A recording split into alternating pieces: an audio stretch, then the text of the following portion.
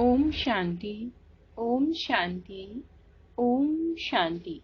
आज है 1 अक्टूबर, शिव बाबा की साकार मुरली। आज बाबा कहते हैं, मीठे बच्चे, तुम बहुत उच्च जाति के हो, तुम्हें ब्राह्मण से देवता बनना है, इसलिए गंदी विकारी आदतों को मिटा देना है। प्रश्न, किस बात का कनेक्शन इस पढ़ाई से नहीं है? ड्रेस आदि का कनेक्शन इस पढ़ाई से नहीं है। इसमें कोई ड्रेस बदलने की बात ही नहीं है। बाप तो आत्माओं को पढ़ाते हैं। आत्मा जानती है यह पुराना पतित शरीर है, इसको कैसे भी हल्का सल्का कपड़ा पहनाओ, हर्जा नहीं। शरीर और आत्मा दोनों ही काले हैं। बाप काले सांवरे को गोरा बनाते हैं। ओम शांति। रूहानी बाप के सामने रूहानी बच्चे बैठे हैं, रूहानी पाठशाला में। यह जिस्मानी पाठशाला नहीं है। रूहानी पाठशाला में रूहानी बाप बैठ राजयोग सिखला रहे हैं रूहानी बच्चों को।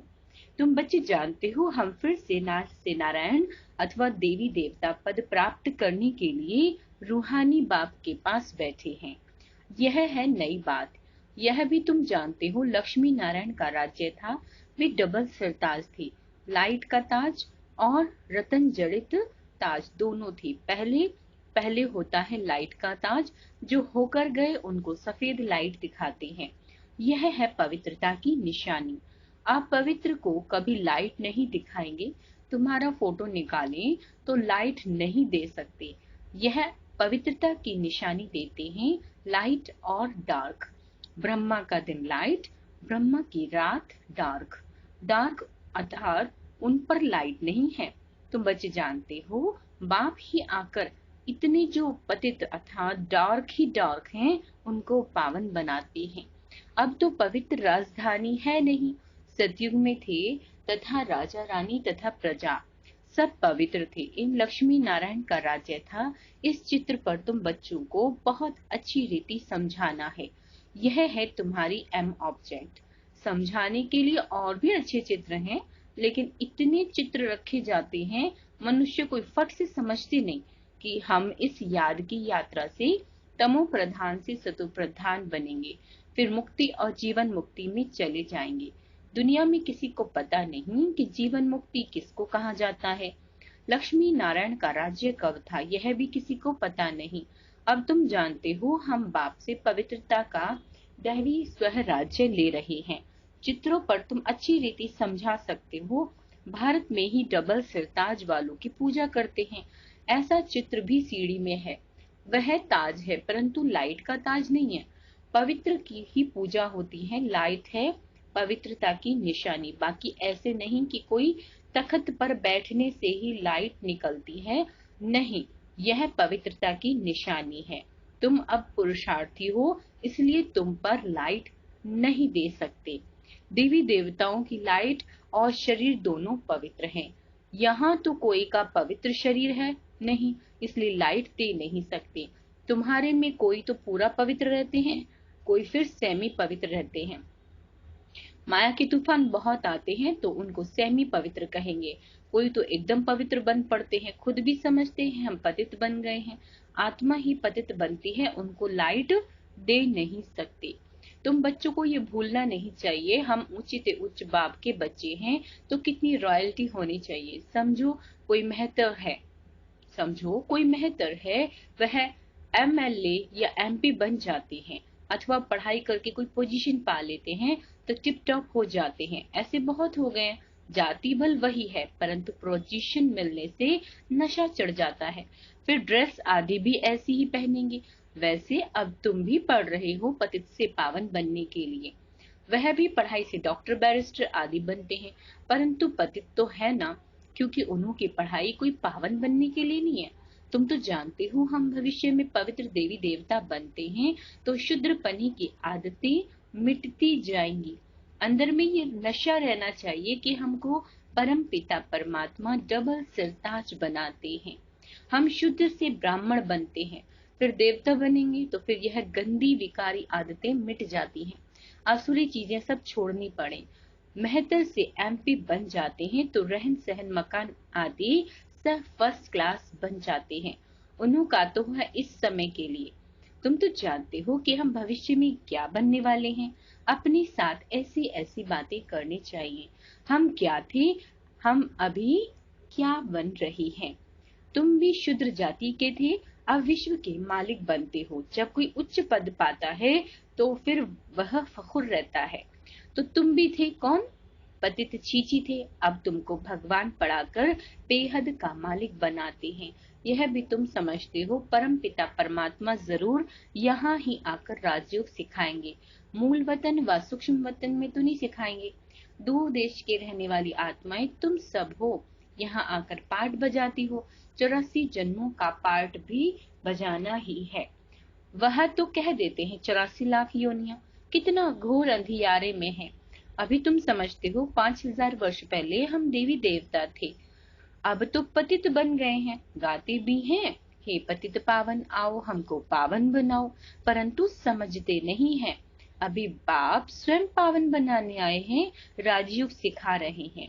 पढ़ाई बगैर कोई ऊंचा पद पा नहीं सकते। तुम जानते हो बाबा हमको पढ़ाकर नर से नारायण बनाते हैं। एम ऑब्जेक्ट सामने खड़ी है, प्रजापद कोई अहम ऑब्जेक्ट नहीं है। चित्र भी लक्ष्मी नारायण का है। ऐसे चित्र कहाँ रख पढ़ाते होंगे। तुम्हारी बुद्धि में सारी नॉलेज है। हम 84 जन्म ले पतित बने हैं। सीढ़ी का चित्र बड़ा अच्छा है। यह पतित दुनिया है ना, इसमें साधु संत सब आ जाते हैं। वह खुद भी गाते रहते हैं, पतित पावन आओ। पतित दुनिया को पावन दुनिया नहीं कहेंगे। नई दुनिया है पावन दुनिया। पुरानी पतित दुनिया में कोई पावन रह न सके। तो तुम बच्चों को कितना नशा रहना चाहिए। हम गॉड फादरली स्टूडेंट हैं, ईश्वर हमको पढ़ाते हैं। गरीबों को तो बाबा कहते गरीबों को ही बाप आकर पढ़ाते। गरीबों के कपड़े आदि मैले होते हैं ना, तुम्हारी आत्मा तो पढ़ती है ना। आत्मा जानती है यह पुराना शरीर है। इनको तो पुराना सल का कोई भी कपड़ा पहनाया तो हर्जा नहीं। इसमें कोई वस्त्र आदि बदलने की व भवका करने की बात नहीं है। ड्रेस के साथ कोई कनेक्शन ही नहीं। बाप तो आत्माओं को पढ़ाते हैं। शरीर तो पतित है, इन पर कितना भी अच्छा कपड़ा पहनो, परंतु आत्मा और शरीर पतित है ना। कृष्ण को सांवला दिखाते हैं, उनकी आत्मा और शरीर दोनों काले थे। गावड़ी का छोरा था, तुम सब गावड़ी के छोरे थे। दुनिया में मनुष्य मत निर्धन के हैं, बाप को जानते ही नहीं। हद का बाप तो सबको है, बेहद का बाप तुम ब्राह्मणों को ही मिला है। अब बेहद का बाप तुमको राजयोग सिखला रहे हैं, भक्ति और ज्ञान। भक्ति का जब अंत हो तब फिर बाप आकर ज्ञान दे। बाबा कहते हैं अभी है अंत। सतयुग में यह कुछ होता भी नहीं है। सतयुग में यह कुछ भी नहीं होगा। अभी पुरानी दुनिया का विनाश आकर पहुंचा है। पावन दुनिया को स्वर्ग कहा जाता है। चित्रों में कितना क्लियर समझाया जाता है। राधे कृष्ण ही फिर लक्ष्मी नारायण बनते हैं, यह भी किसी को पता नहीं है। तुम जानते हो दोनों ही अलग अलग राजधानी के थे। तुमने स्वर्ग का स्वयंवर भी देखा है। पाकिस्तान में तुम बच्चों को बहलाने के लिए सब साज थे, सब साक्षात्कार तुमको होते थे। अभी तुम जानते हो हम राजयोग सीख रहे हैं, ये भूलना नहीं चाहिए। भल रसोई का काम करते हैं अथवा बर्तन मांजते हैं, परंतु पढ़ती तो सबकी आत्मा है ना। यहाँ सब आकर बैठते हैं, इसलिए बड़े बड़े आदमी नहीं आते। समझते हैं यहाँ तो सब गरीब ही हैं, इसलिए लज्जा आती है। बाप तो है गरीब निवास।